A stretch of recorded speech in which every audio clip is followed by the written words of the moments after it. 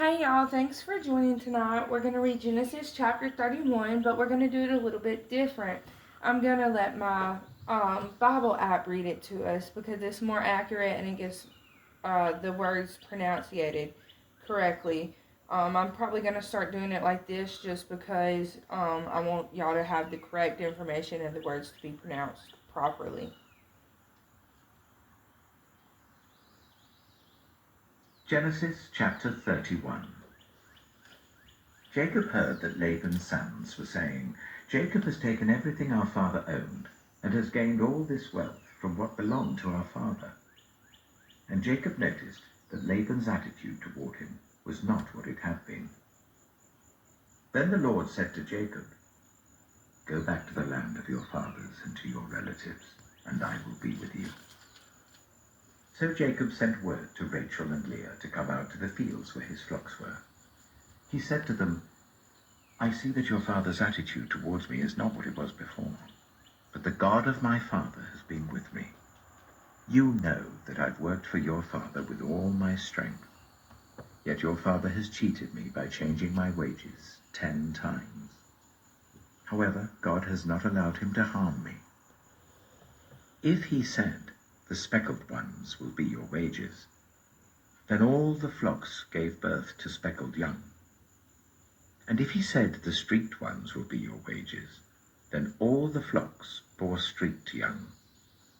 So God has taken away your father's livestock and has given them to me. In breeding season, I once had a dream in which I looked up and saw that the male goats mating with the flock were streaked, speckled, or spotted. The angel of God said to me in the dream, 'Jacob.' I answered, 'Here I am.' And he said, 'Look up and see that all the male goats mating with the flock are streaked, speckled, or spotted, for I have seen all that Laban has been doing to you. I am the God of Bethel, where you anointed a pillar and where you made a vow to me.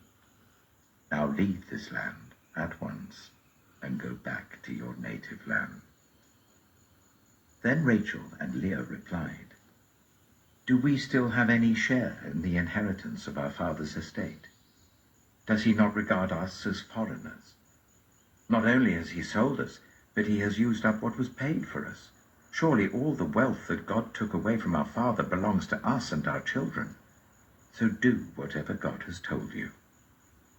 Then Jacob put his children and his wives on camels, and he drove all his livestock ahead of him along with all the goods he had accumulated in Paddan Aram to go to his father Isaac in the land of Canaan. When Laban had gone to shear his sheep, Rachel stole her father's household gods. Moreover, Jacob deceived Laban the Aramean by not telling him he was running away. So he fled with all he had, crossed the Euphrates River, and headed for the hill country of Gilead. On the 3rd day, Laban was told that Jacob had fled. Taking his relatives with him, he pursued Jacob for 7 days and caught up with him in the hill country of Gilead. Then God came to Laban the Aramean in a dream at night and said to him, 'Be careful not to say anything to Jacob, either good or bad.' Jacob had pitched his tent in the hill country of Gilead when Laban overtook him, and Laban and his relatives camped there too. Then Laban said to Jacob, 'What have you done? You've deceived me, and you've carried off my daughters like captives in war. Why did you run off secretly and deceive me? Why didn't you tell me, so I could send you away with joy and singing to the music of tambourines and harps? You didn't even let me kiss my grandchildren and my daughters goodbye. You've done a foolish thing. I have the power to harm you. But last night the God of your father said to me, 'Be careful not to say anything to Jacob, either good or bad.' Now you have gone off because you long to return to your father's household. But why did you steal my gods?" Jacob answered Laban, "I was afraid, because I thought you would take your daughters away from me by force. But if you find anyone who has your gods, that person shall not live. In the presence of our relatives, see for yourself whether there is anything of yours here with me, and if so, take it." Now Jacob did not know that Rachel had stolen the gods. So Laban went into Jacob's tent, and into Leah's tent, and into the tent of the 2 female servants, but he found nothing. After he came out of Leah's tent, he entered Rachel's tent. Now Rachel had taken the household gods and put them inside her camel's saddle and was sitting on them. Laban searched through everything in the tent, but found nothing. Rachel said to her father, "Don't be angry, my lord, that I cannot stand up in your presence. I'm having my period." So he searched, but could not find the household gods. Jacob was angry and took Laban to task. "What is my crime?" he asked Laban. "How have I wronged you that you hunt me down? Now that you have searched through all my goods, what have you found that belongs to your household? Put it here in front of your relatives and mine, and let them judge between the 2 of us. I have been with you for 20 years now.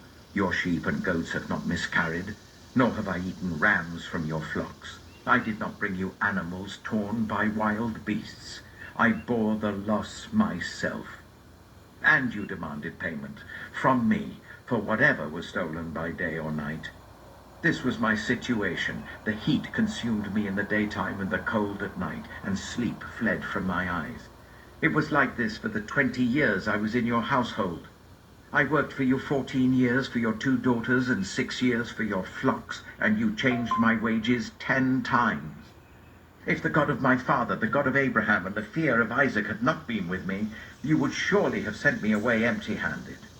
But God has seen my hardship and the toil of my hands, and last night he rebuked you."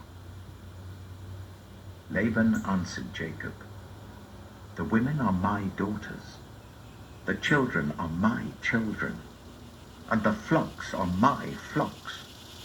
All you see is mine.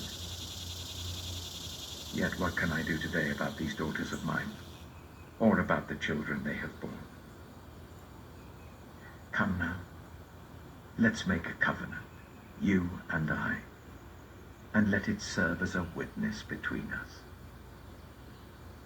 So Jacob took a stone and set it up as a pillar. He said to his relatives, "Gather some stones."